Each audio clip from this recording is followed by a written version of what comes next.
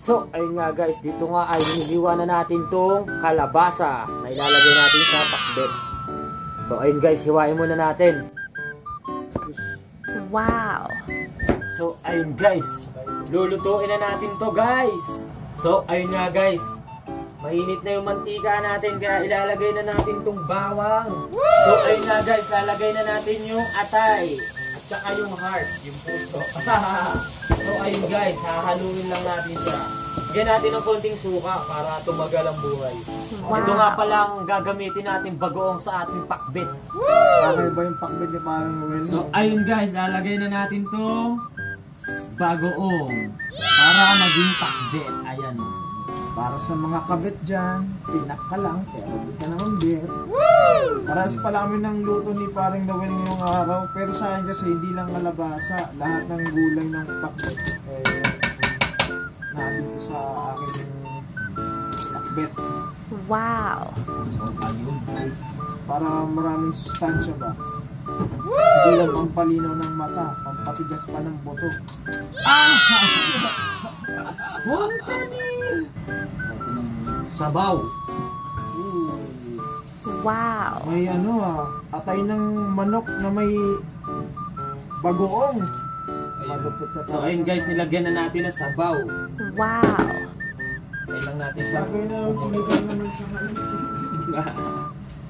Lagay na natin kaagad tong tong kalabasa para lumambot na siya. Sabay-sabay na natin ang gulay. Lutong abroad ba? Lutong abroad. Sabay-sabay na natin. Parang kayo ng jowa mo, pinagsabay-sabay. Oh, yes yun. Lutong Wow. abroad ba? Ayan Sino kaya makaka-relate dyan? Comment naman sa comment section kung sino makaka-relate dyan. Ito sa pakbet na to. Pakbet. Sa inyo na rin kung saan location nyo, kung hanggang saan nakaabot ang video na ito. Kaya nasa Mars pala kayo, malaman namin nasa Mars kayo. Ayun, timplahin na natin para pagpulo, tapos agad. Lagyan natin siyempre ng magic sarap. Wow! Magic sarap, baka naman. Ayun, ito nga pala ang aking ginagamit ng pampaanghang dito. Chili powder. Wow! Tapos lagyan na rin natin ng konting asukal, guys. Mga techniques sa pagluluto, pagpulo, tapos agad. Grabe pasar ng pakbet ni Parang Noel. Pakbet na adobo na binagoongan na tawag yan. Sinigang. Diba? Wow! All in one muna. In one yan, pre. Ako pa. Sagad natin ngayon yung apoy para maluto agad. So, ayun nga guys. Papakuluin natin siya. Pag kumulo, malalaman natin kung ano pa yung kulang na lasa. Tignan niyo yung itsura. Halo-halo na siya lahat. Ayan o. Wow! Pagkulo niyan. Ayan na yan o. Pag kumulo yan, bubukal na yan. Pagkulo niyan, tapos yan. O, diba? Ganun lang magluto. Lutong abroad ba? Lutong abroad? Kasi parang ang lulutuin niya ay pakbet din. Ayan o. Alam mo yung aking pakbet. Ayan yung pakbet niyo. O, diba? Wow! Ang daming gulay. Yung sa akin kasi, kalabasa lang. Kasi yun lang ang gusto ko, kalabasa lang eh. Diba? Pampalinaw ng eyes. So, ayun nga guys. Titignan na natin kung luto na to. Ush. Ayun, si paring Ando. Yay! Tikman natin.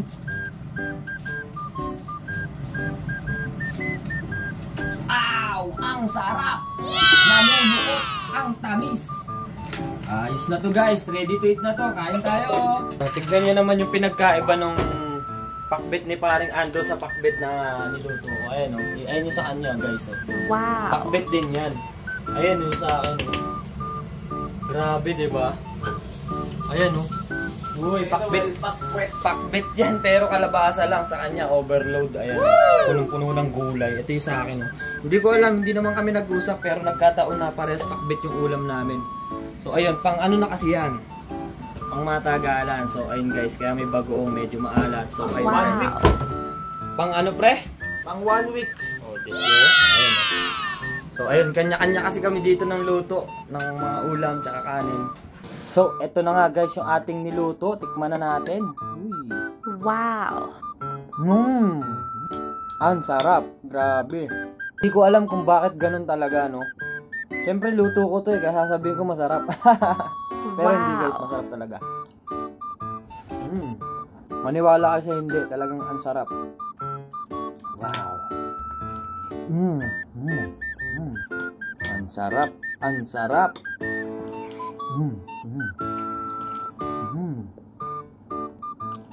Ang sarap, umuusok-usok pa. Ang guys oh. Ay, itsura niya guys oh. Wow. O, diba? Ganun lang magluto guys. O, diba guys? Ganun lang ako magluto. Sabay-sabay na lahat, diba? Ang dali. Saglit lang magluto. Wow. Yung tipong pagkulo, tapos agad, diba? Tatansyahin mo na yung rekado mong mga ilalagay. Ang sarap.